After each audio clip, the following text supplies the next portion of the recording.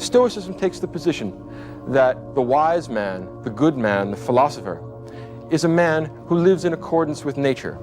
He fears only abdicating his moral responsibility. He is not afraid of pain. He is not afraid of death. He is not afraid of poverty. He is not afraid of any of the vicissitudes of the human condition. He fears only that he should let himself down and that he should be less than a complete human being. The philosopher Marcus Aurelius was one of the founding fathers of Stoicism, and he is famous for his book Meditations.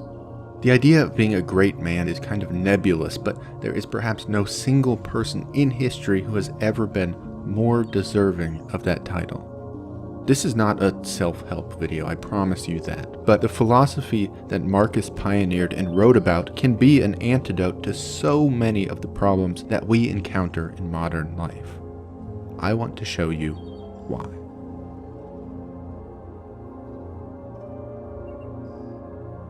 Marcus Aurelius was a Roman emperor who served from 161 AD to 180 AD. He was the last of the so-called five good emperors and served over a period known as the Pax Romana, or the Roman Peace. In fact, when Marcus Aurelius died, the Pax Romana ended. Aurelius, when he was emperor, was the most powerful man in the world. The Romans basically had no concept of the globe outside of their empire, so as far as he was concerned, Marcus was effectively ruler of the world. In this position, he could have anything he wanted. Precedent had been set. The life of a Roman emperor was basically synonymous with hedonism. That was what Roman emperors did. They indulged in money, sex, wine, and any other pursuit that even vaguely occurred to them. It was practically expected. So any vice the mind could have possibly considered was directly within reach for Marcus Aurelius. He was entirely unbound by money, law, custom, or even ethics. No one and nothing would stop him from realizing his wildest desires. But even in those limitless circumstances, Marcus Aurelius chose a life of virtue. He chose to be a good man, and not just in one instant or on one occasion, but every day for all 19 years of his time as emperor. Marcus Aurelius was a fundamentally good man. Being good doesn't make you a great person, but imagine staring down the beast of truly unlimited fantasies and declaring, "No, I choose virtue, not for the sake of praise or fame or admiration, but just for the sake of being good." That is impressive. I mean, consider the circumstances and consider if you were in those circumstances for almost 20 years. Could you consistently, day in and day out, overcome the monster of temptation, knowing that there would be no ramifications whatsoever, no matter what you choose to do? What would you do? How would you act? I know I couldn't follow the example set by Marcus Aurelius, and we know it was a true example because when no one was looking, that's when Marcus was at his best.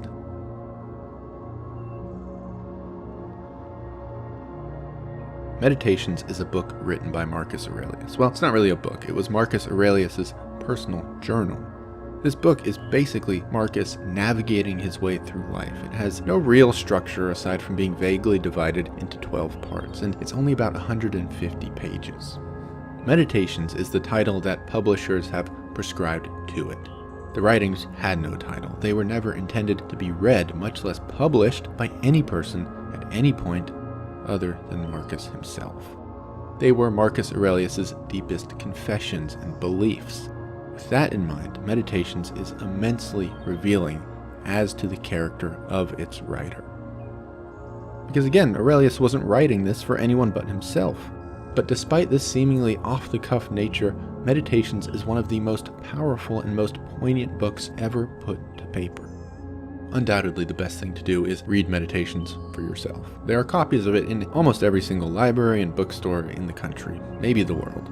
But for the purposes of this video, there are a few ideas in there I think are really worth examining.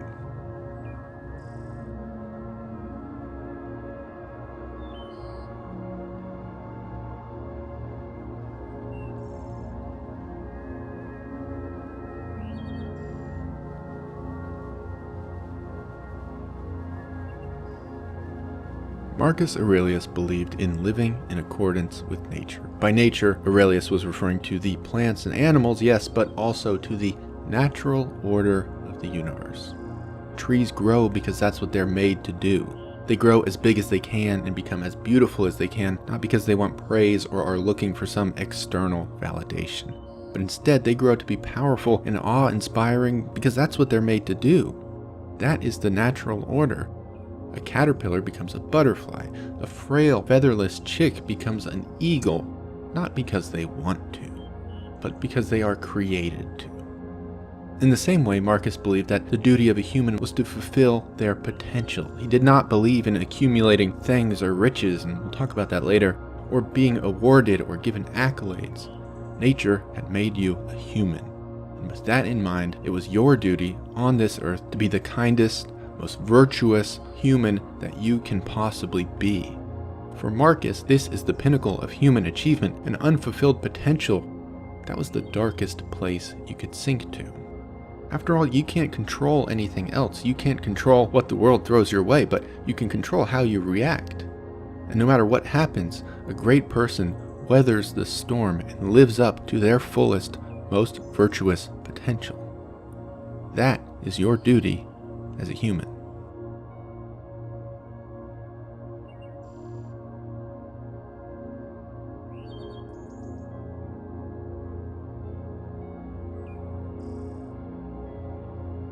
Marcus Aurelius was an emperor, so although he may have enjoyed sitting around writing all day, that wasn't his job and he didn't write very much.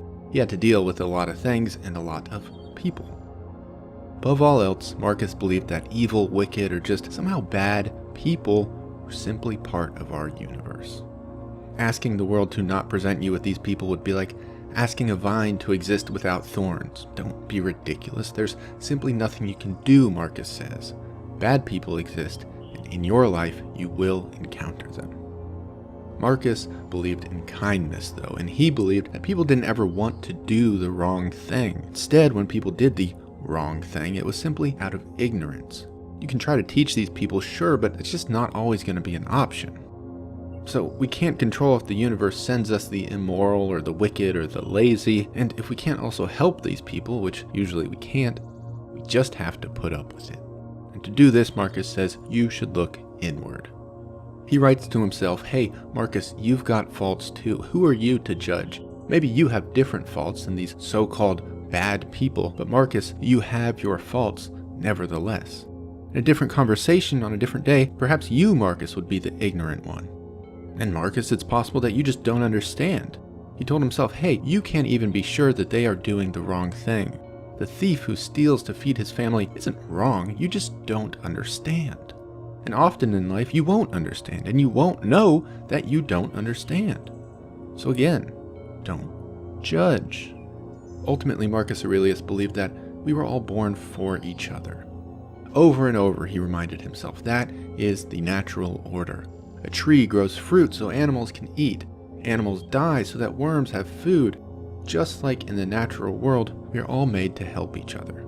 That is, again, our duty. The only true failure in life would be to abdicate this responsibility. So Marcus, you better do it, and you better do it well.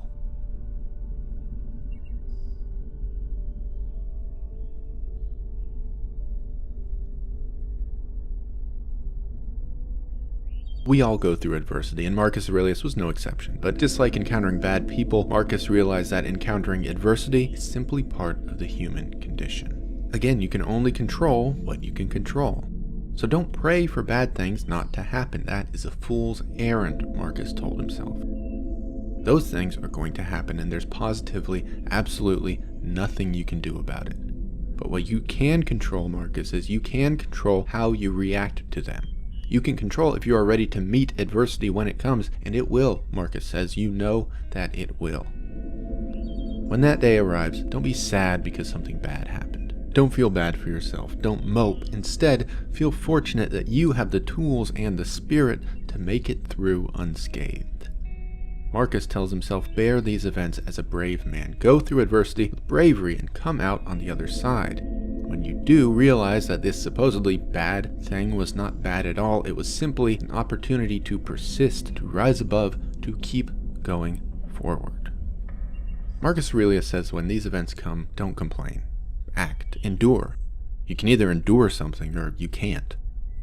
So what happens if and when that unendurable thing comes your way? Don't disgrace yourself, Marcus, he says. All men die, but not all men die complaining.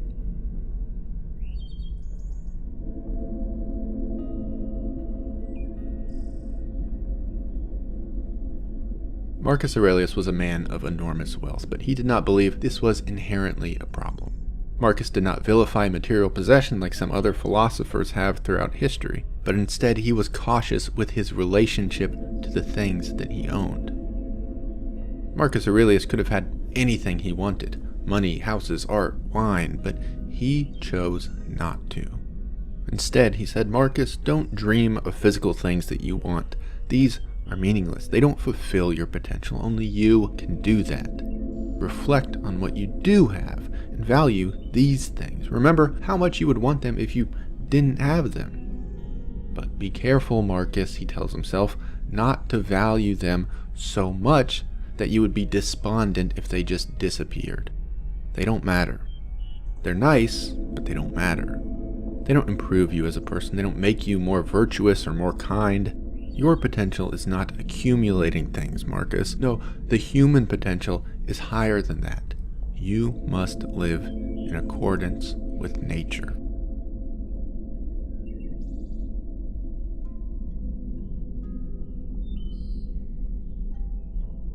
Marcus Aurelius spent a lot of his time thinking about death, so much so that it would be impossible to make this video without discussing his opinions on the subject.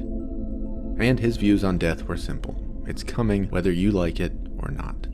He tells himself time and time again, it's outside of your control, so don't waste your time fearing death or fretting over mortality. Just like nature has assigned us to be good, to help one another, and to reach our fullest potentials, nature has assigned us to die. Death is a duty. So, while you're here, live, be kind, be good, fulfill your role in nature, and then die. Because death is also part of that role. Marcus Aurelius, along with a couple other men, was a forebearer of the philosophy known as Stoicism. The Stoics believed in many things. Their school of thought covers logic, ethics, physics, and a whole lot more. But there is one distinction that lies at the core of the Stoic philosophy. The distinction of pleasure versus happiness. Money, fame, even success were external stimuli that provided fleeting moments of pleasure, but this wasn't happiness. Happiness was not so temporary. The concept of happiness was something more. It was a state of being that came entirely from within. It didn't come from being an emperor like Marcus Aurelius. It didn't come from any worldly things. The Stoics said to achieve happiness, you should live a life of virtue. You should continue to better yourself and become all that you possibly can. The only failure, the only true pain, the only true sadness, the only thing worth fearing is to let yourself down by not achieving your potential. Because and only because being great is your duty. Being great is in your very nature.